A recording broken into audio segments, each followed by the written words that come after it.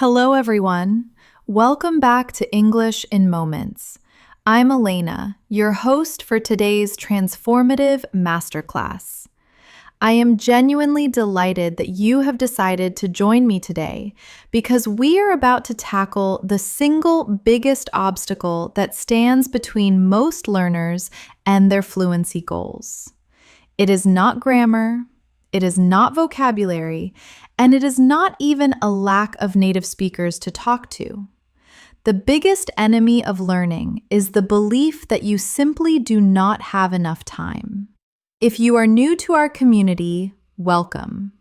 This channel is dedicated to finding the smartest, most effective, and scientifically proven ways to integrate English into your life, not as a chore, but as a natural habit. Today, we are going to debunk the myth that you need to study for hours and hours to get results. We are going to explore the powerful concept of microlearning. I am going to prove to you, using psychology and practical examples, that 15 minutes a day is not just enough, but it is actually better than studying for 3 hours once a week. We live in a world that is incredibly busy. Between work, family, school, and social obligations, finding a spare hour to sit down with a textbook feels almost impossible. And because it feels impossible, many learners simply give up. They tell themselves that if they can't study for 2 hours, there is no point in studying at all. This is a dangerous mindset known as the all or nothing trap. Today, we are going to break that trap. We are going to build a comprehensive 15-minute daily protocol that covers listening, speaking, reading, and writing. We are going to look at how to stack habits so you don't even need to rely on willpower. We will hear real-life case studies of people just like you who achieved fluency in the margins of their day. By the end of this episode, you will have a complete blueprint for becoming fluent without changing your entire lifestyle. So please get comfortable, take a deep breath, and let's redefine what it means to study. Let's start by addressing the elephant in the room, which is the myth of long study sessions. Many of us grew up in school systems that told us learning happens in 1-hour blocks sitting at a desk. But the human brain does not actually work that way. Neuroscientists have discovered that the brain learns best through spaced repetition and frequency. Think of learning English like watering a plant. If you ignore a plant for 6 days and then dump 5 gallons of water on it on Sunday, what happens? The plant drowns. The soil cannot absorb that much water at once, and the roots rot. But if you give that same plant just a small cup of water every single morning, it thrives. It grows strong, deep roots. Your brain is exactly like that plant. If you study for 4 hours on Sunday, your brain becomes overwhelmed. You experience cognitive overload, and you will likely forget most of what you studied by Tuesday. However, if you expose your brain to English for just 15 minutes every day, you are keeping the neural pathways active. You are signaling to your brain that this information is important because it appears daily. This is the secret of consistency over intensity. Now, you might be asking if 15 minutes can really make a difference. The answer is a resounding yes. Let's look at the mathematics of it. 15 minutes a day is nearly 2 hours a week. But more importantly, it is 7 separate touch points with the language. It is 7 opportunities for your brain to recall and strengthen vocabulary. It is 7 opportunities to practice pronunciation. If you learn just 5 new words in your 15-minute session, that is 150 new words a month. That is 1,800 words a year. That is enough vocabulary to be considered fluent in daily conversation, all from a coffee break-sized commitment. This is the power of the compound effect. Small actions, repeated consistently, yield massive results over time. So, how do we structure this time? We are going to use a technique I call the 5-5-5 method. This divides your 15 minutes into 3 high-intensity blocks of 5 minutes each. This ensures you are not just passively consuming English, but actively producing it. The first 5 minutes are for input. The second 5 minutes are for output. And the third 5 minutes are for integration. Let's look at the first block, the input phase. For 5 minutes, you are going to listen to English. But I don't want you to just let the sound wash over you. I want active listening. You can listen to a short news clip, a podcast segment, or even a YouTube video. The goal here is to focus on the sounds. How does the speaker connect their words? What is the rhythm? Let's practice this right now. I am going to speak a few sentences about daily routines. I want you to listen not just to the words, but to the music of the sentence. Listen closely. I usually wake up around 7, but I don't get out of bed immediately. I like to take a moment to stretch and think about my day. Did you hear how the words flowed together? I didn't say, I like to take. I said, I like to take. This is what you should be listening for in your first 5 minutes.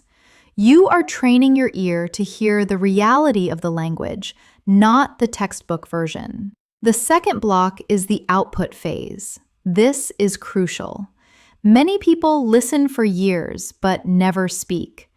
In this 5-minute block, you must open your mouth. You can do 2 things here. You can shadow the audio you just heard, or you can speak to yourself. Let's do a shadowing exercise right now. I want you to repeat after me, matching my speed and my tone exactly. Imagine you are an actor copying my lines. I don't need hours to learn English. Let's try that again with more conviction. I don't need hours to learn English. Let's try a longer one. Consistency is the key to mastering any new skill. And one more. I can make progress in just 15 minutes a day. By doing this for 5 minutes, you are bridging the gap between your passive understanding and your active muscle memory. You are training your lips and tongue to move in English. Even if you are alone in your room, talk to yourself. Describe what you are wearing. Describe what you are cooking. Say, I am cutting the carrots. Now I am boiling the water. This narration technique turns your life into a language lab. The third block is the integration phase. This is where we use reading and writing to solidify what we have learned. For the last 5 minutes, I want you to read 1 short paragraph or write 3 sentences. You can keep a 1-sentence journal. Every day, write down 1 thing you did or 1 thing you learned. For example, today I learned that consistent practice is better than long study sessions. Writing helps you slow down and think about grammar and sentence structure in a way that speaking does not allow. It is the perfect way to cool down after your speaking practice. Now that we have the structure, let's talk about how to make this stick. We need to talk about habit stacking. This is a concept from behavioral psychology. It means you attach your new habit of English to an old habit that you already do automatically. For example, you brush your teeth every morning. That is a habit. You drink coffee every morning. That is a habit. You commute to work. That is a habit. Instead of trying to find a new time for English, attach it to one of these. Listen to a podcast while you brush your teeth. Shadow sentences while you drive to work. Read a news article while you drink your coffee. By doing this, you remove the friction. You don't have to decide to study. It just happens automatically as part of your morning flow. I want to share a real-life example to prove this works. I had a student named Sarah. Sarah was a nurse working incredibly long shifts in a busy hospital. She was exhausted. She told me she came home and just wanted to sleep and could not study. I told her not to study, but just to give me 15 minutes. We set up a plan. She spent 5 minutes listening to a podcast in her car on the way to the hospital. She spent 5 minutes speaking to herself in English while she was preparing her lunch. And she spent 5 minutes reading one page of an English book before she fell asleep. That was it. No grammar books, no long classes. 3 months later, Sarah came to me beaming with happiness. She realized she could understand the English movies she was watching without subtitles. She felt confident talking to foreign patients at the hospital. She achieved all of that without ever sitting at a desk. She simply reclaimed the wasted minutes of her day. Another example is my friend Ahmed. Ahmed loved drinking tea in the morning. He made a rule: no English, no tea. He had to listen to a short English news update before he allowed himself to take his first sip. He didn't study grammar rules. He just listened and mimicked the news anchor. Over 6 months, his pronunciation transformed. He started sounding like a professional broadcaster because he was shadowing professional broadcasters every single morning. These stories prove that you don't need more time. You need more focus. Now, let's create a concrete weekly plan for you. One of the reasons people fail is decision fatigue. They sit down to study and waste 10 minutes deciding what to study. We are going to eliminate that. Here is a cyclical plan you can repeat every single week. On Mondays, focus on listening day. Start your week by tuning your ear. Find a podcast, a TED Talk, or a news clip. Your goal on Monday is simply to understand. Listen to it 3 times. The first time for the main idea, the second time for details, and the third time, try to write down 5 words you heard to train your auditory processing. On Tuesdays, move to speaking day. Take the audio from Monday and shadow it, or stand in front of a mirror and give a speech about your weekend. Set a timer on your phone for 5 minutes and just talk. Do not stop. If you don't know a word, describe it. If you make a mistake, keep going. This trains your fluency and your ability to think on your feet. On Wednesdays, embrace reading day. Find a blog post, a news article, or a page from a book. Read it out loud. Reading out loud is a double exercise. You are seeing the grammar and you are practicing pronunciation. Highlight any words you don't know and look them up. This expands your vocabulary in context. Then, on Thursdays, commit to writing day. Take the new words you learned on Wednesday and write a short story using them. Or write an email to an imaginary friend. Focus on accuracy. Check your spelling. Check your tenses. This trains your precision and grammar control. On Fridays, engage in review day. Look back at your notes from the week. What words did you struggle with? Re-listen to that difficult audio from Monday. Review acts as the glue that makes memories stick. Without review, we forget. With review, we master. Finally, the weekend is for fun. Saturday and Sunday should not feel like work. Watch a movie in English. Listen to English songs while you clean the house. Play a video game in English. The goal of the weekend is to remind yourself why you are learning, to enjoy the culture and connect with people. If you keep it fun, you will never burn out. Now, let's do a practical mini practice session together right now. We are going to simulate a 15-minute session in just a few minutes, covering listening, speaking, and writing mentally. First, let's do listening and repeating. I'm going to give you a complex sentence.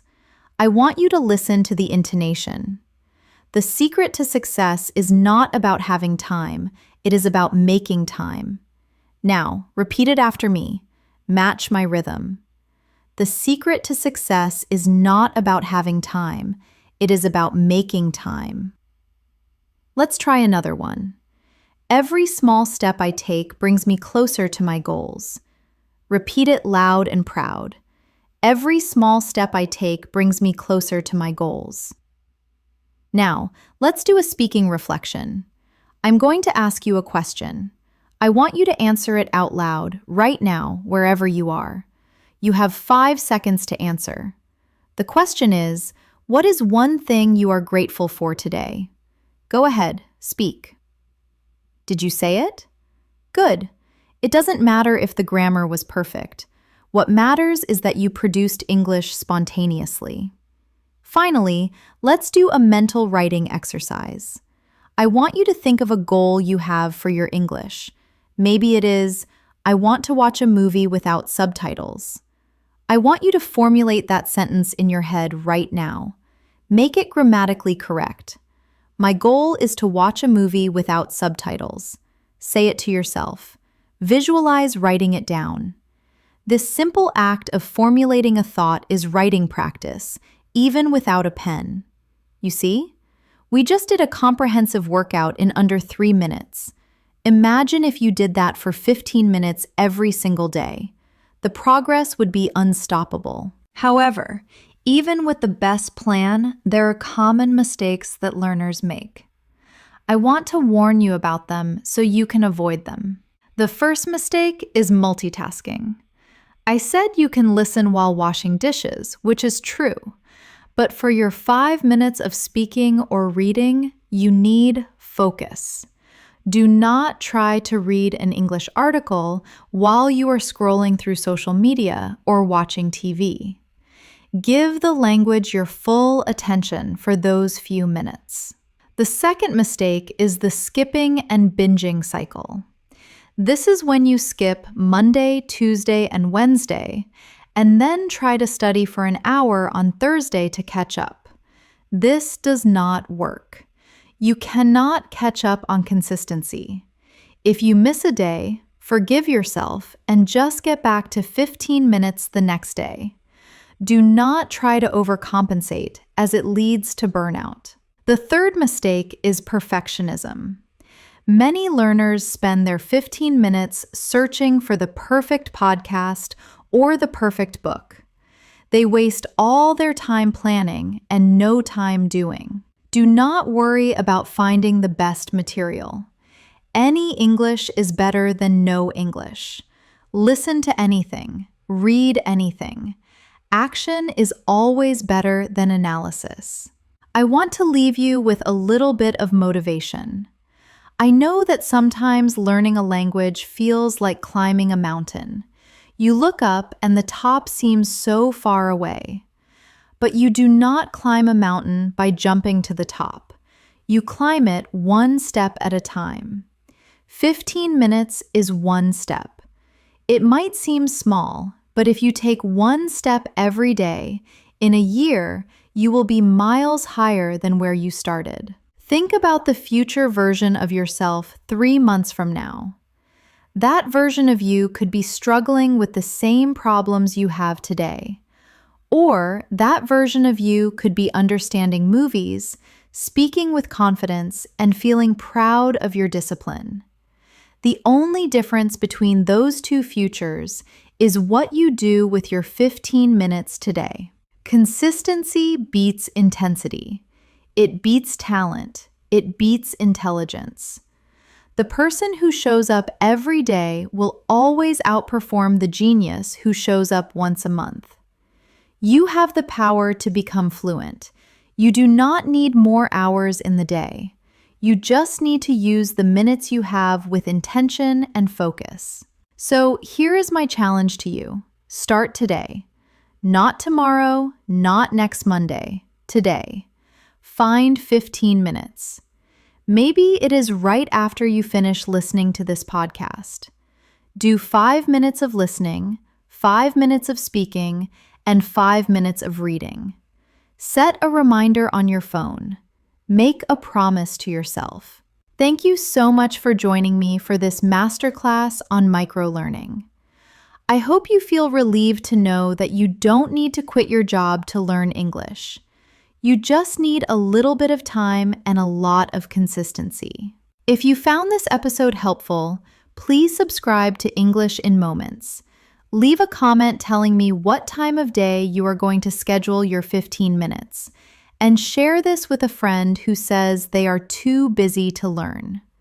We are all in this together, step by step, 15 minutes at a time. Keep practicing, stay consistent, and remember, every minute counts. I will see you in the next episode.